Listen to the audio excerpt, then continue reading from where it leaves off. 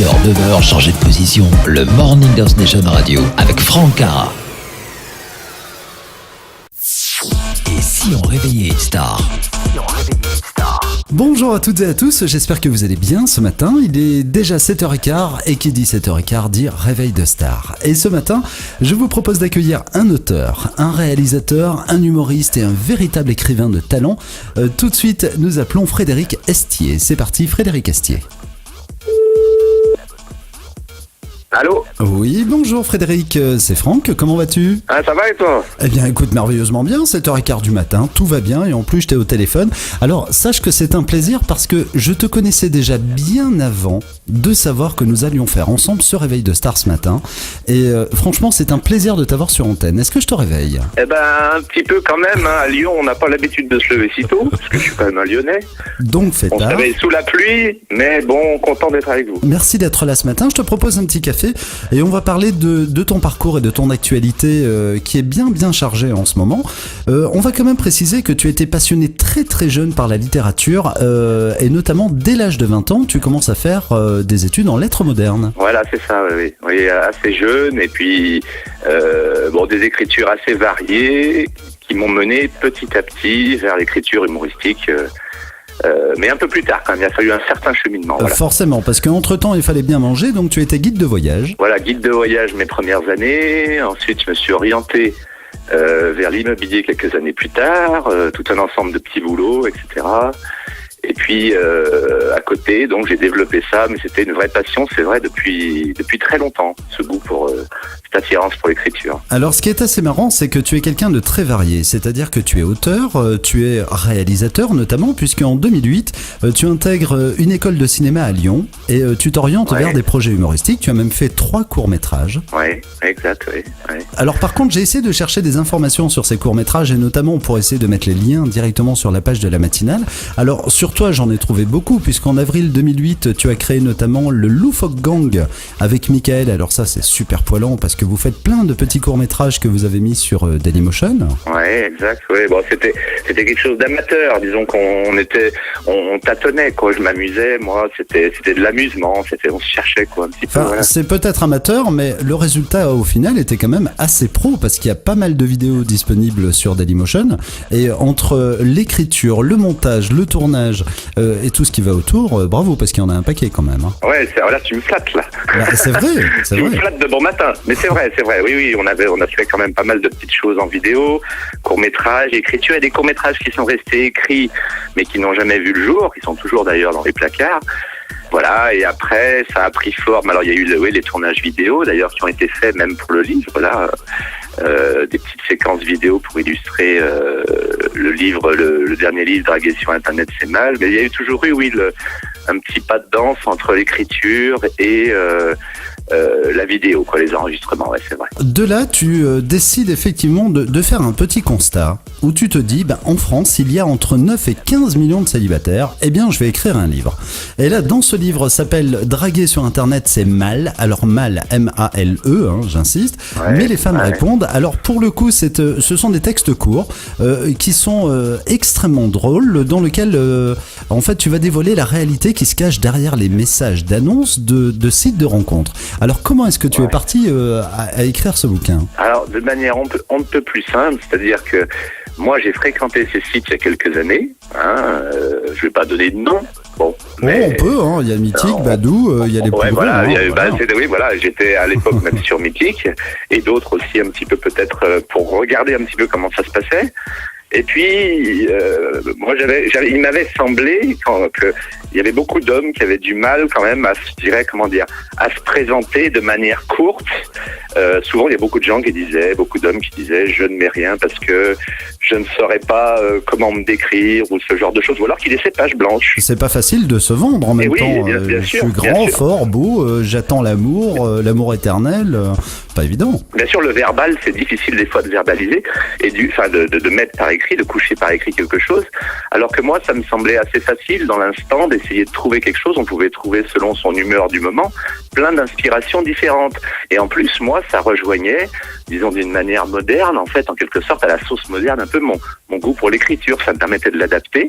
Et du coup, j'ai cherché plein d'idées de personnages, de profils différents qui pourraient écrire de manière, justement, ou drôle, ou provocante, ou alors très romantique, ou très travaillé, ou très sincère. Enfin, je trouvais intéressant de rentrer dans cet univers-là, quoi, dont j'étais issu sur le moment un petit peu, moi-même. Alors Frédéric, il y a une question qui me tarabusque. Ouais. Bon, on va arrêter la langue de bois.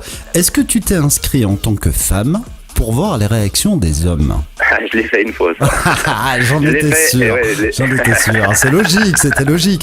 Je me suis dit, en parcourant ton bouquin, c'est dans l'obligation. C'est pour ça que je me suis permis de te poser la question, parce que si tu voulais vraiment avoir la réaction des hommes en face, tu te devais de te mettre en femme pour voir comment ils allaient t'aborder, en fait. Oui, bien sûr. Il y a même des textes que j'ai écrits que j'ai testés moi-même. J'ai eu des gens, même des amis, qui m'ont demandé est-ce que je peux te piquer un texte. C'est venu comme ça vraiment parce que j'ai envie. Est-ce que je peux? Ça va m'aider, etc. Et même ça les aidait vraiment. Et oui, j'ai voulu voir la réaction des femmes, en effet. Enfin, les réactions des hommes, je veux dire. Oui, j'ai voulu voir dans le sens inverse un petit peu comment ça se passait. Et ça a marché? Est-ce que j'ai conclu, c'est ça?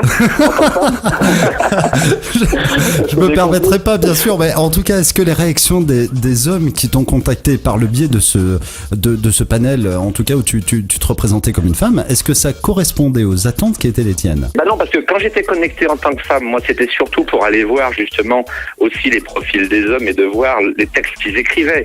Donc je dirais que j'avais pas de jeu vraiment par rapport à ça. Par contre, les textes éventuellement à l'époque, après j'étais plus seul, hein, mais le fait de tester des textes que j'avais écrits, oui, ça créait une réaction féminine. Dans ce sens-là, oui. Parce que j'ai pas écrit de texte féminin spécialement. Le livre est très orienté sur comment un homme peut se présenter, mais pas comment une femme. Parce que quand même, je laisse, disons que l'idée de la séduction, malgré tout, sans limiter les choses, sans être réducteur, souvent, elle part quand même on va me dire, je sais pas, d'une initiative masculine en quelque sorte, malgré tout. Ouais. En tout cas, des fois c'est l'homme qui part à l'abordage quand même. Et donc l'idée était vraiment de dire, messieurs, quel texte vous allez pouvoir faire, sur quel texte je vais travailler pour que ce soit pertinent, pour que ce soit accrocheur. Donc à partir de là, et après les femmes répondent justement, comme on dit sur le livre. Donc c'est vrai que j'ai pas travaillé, ça peut peut-être être un autre livre, je ne sais pas, mais sur des présentations féminines. Donc en l'occurrence, même si j'avais pris un pseudo féminin, je dirais que j'ai pas essayé de travailler des textes féminins pour voir l'accroche. Si une fois, je mens, si d'une certaine manière, d'ailleurs, ça ressort dans le livre, d'ailleurs, j'avais joué sur une chose, la femme qui dit que justement elle ne met pas de photos parce qu'elle ne veut pas qu'on l'aime que pour son physique, par exemple. Vous voyez, ce genre de choses. Ouais. Et là, en effet, oui, j'avais eu des réponses d'hommes. Ouais, voilà. On a quand même une idée très préconçue des sites de rencontres. C'est vrai que majoritairement, quand on en parle avec les femmes qui elles-mêmes sont inscrites sur des sites de rencontres, la première des choses qui en ressort, c'est les hommes ne veulent que du sexe et ce que l'on trouve sur Internet, c'est que des déchets en fait. C'est-à-dire que tous les bons sont déjà pris. Est-ce que toi, tu as déjà eu ce type de réaction par les femmes qui ont lu ton bouquin? Alors non, les femmes qui ont lu mon bouquin n'ont pas dit ça. Oui, c'est un point de vue qu'on peut entendre parfois, mais bon, aujourd'hui, je pense que la donne a quand même changé. Hein. C'est pas parce qu'on est célibataire, évidemment, à 30, 35, 40 ans, je ne sais pas, qu'on est séparés, etc., qu'on est forcément... Je pense que cette démarche-là que les meilleurs sont toujours pris, bon, ça c'est très discutable. Après, je pense pas que les hommes soient uniquement toujours dans cette recherche sexuelle uniquement, en tout cas. Bien sûr, on va pas faire oui, on n'est pas le oui matinal, quoi. Hein. Donc c'est pas le oui matinal. On va pas dire tout est beau, il est gentil.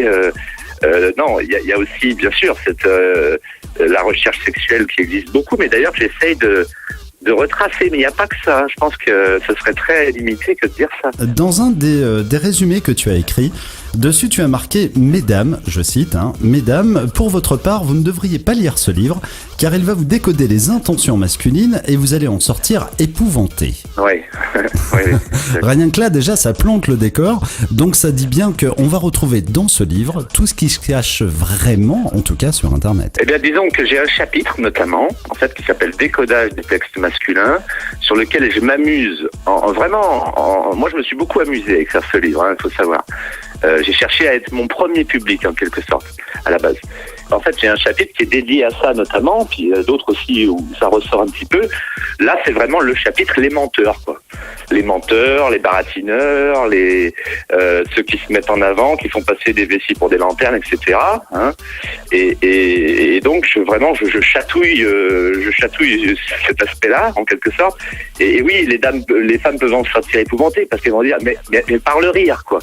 L'idée, c'est épouvanté, c'est qu'elles sont à dire, mais c'est pas possible, mais comment il peut faire ça? Voilà, c'est ça. Mais tu sais qu'il y a eu de très très beaux retours parce que j'ai fait des recherches notamment sur des forums, notamment sur les critiques de ce livre. Je vais t'en citer deux. Quelqu'un qui a marqué un livre plein d'originalité et d'humour, très bonne lecture. Tu en as un autre qui a marqué, j'ai beaucoup aimé l'ouvrage, on y découvre des profils hilarants mais aussi très touchants. Quand on a ce type de critique, en tout cas de la part des lecteurs, je trouve personnellement que c'est une très très belle reconnaissance. Moi, ça me touche. De toute façon, moi, la chose la plus importante pour moi, c'est d'avoir des retours, c'est d'avoir des gens qui me disent ton livre m'a amusé ou ton livre m'a... Il y a des textes qui m'ont même ému. C'est-à-dire qu'on passe d'un humour très marqué à plein de choses, des hommes émouvants, des hommes sincères aussi, qui vont être touchants parce qu'ils sont sincères dans certains textes. Moi, au début, je disais que je faisais tester le livre aussi avant qu'il ne sorte, avant qu'il ne paraisse. C'était très important pour moi. J'ai même ajusté certaines choses parfois pour pas qu'il y ait des redites, des textes qui soient redits, que ce soit très varié, quoi. Donc à partir de là, quand quelqu'un me met un beau commentaire, c'est toujours le retour public, c'est le plus important, quoi. Il y a aussi des petits bruits qui courent, comme quoi Frédéric Estier travaillerait actuellement sur d'autres projets littéraires et vidéo, dans lesquels tu aborderais carrément les thèmes de société. Tu peux nous en parler ? Alors ça, oui. C'est-à-dire que ces derniers mois, alors j'ai travaillé sur 2 ans sur un autre projet qui s'appelait Le Docteur Société, qui sont tout un ensemble de textes, en fait, des chroniques, comme des sortes de chroniques humoristiques sur la société, qui sont sur des thèmes pas forcément liés à l'actualité directement. C'est-à-dire que je vais pas parler, mais je vais pas parler par exemple de l'affaire Cahuzac, pour en citer une, ou de choses tout de suite inscrites dans l'actualité directe, mais par contre dans notre environnement. Et qui sont lourdes en plus. Oui, mais en même temps, de toute façon, il y a plein d'humoristes qui le font, ça. Moi, ça a été sur des thèmes qui sont de notre environnement quotidien, c'est-à-dire les grands thèmes comme le travail, la réussite, l'argent, les banques, l'amour, la séduction, les femmes, les charmes du voisinage, la connerie. La vie quotidienne. Voilà, c'est ça. C'est-à-dire tout ce qui nous entoure et sur lequel on aimerait bien avoir un certain regard critique ou alors drôle aussi. Enfin, moi, je me suis beaucoup amusé. C'est une veine différente. C'est plus dans la veine de la chronique, d'ailleurs qui pourrait être exploitable à la radio en fait, de manière qui peut se lire, se jouer, voilà. Donc tout ça, je présume que l'on peut bien sûr le retrouver sur ton site internet frédéricestier.com. Voilà, alors pas le dernier, parce que le dernier pour l'instant on n'en parle pas encore, frédéric-estier.com je crois, mais on n'en parle pas encore du dernier là ça j'en parle un petit peu sur ma page Facebook. Mais ça va venir très bientôt parce qu'il y a une parution prochaine, voilà. Un grand merci pour toutes ces infos. Je rappelle que draguer sur internet c'est mal, mais les femmes répondent est disponible partout. Frédéric, ça a été un plaisir de t'avoir ce matin sur antenne pour ce réveil de star. Un grand merci. Moi aussi, c'était super et merci à tous les auditeurs et à bientôt. Et moi je te propose, quand tu as ressorti un nouveau bouquin, tu reviens, on en reparle sur antenne. Avec plaisir. Bientôt. Alors je note, c'est noté. Attention, moi je note. C'est noté pour moi aussi. À très bientôt Frédéric, bonne journée à toi. Allez, au revoir. Ciao. Au revoir. Franck Cara sur House Nation Radio.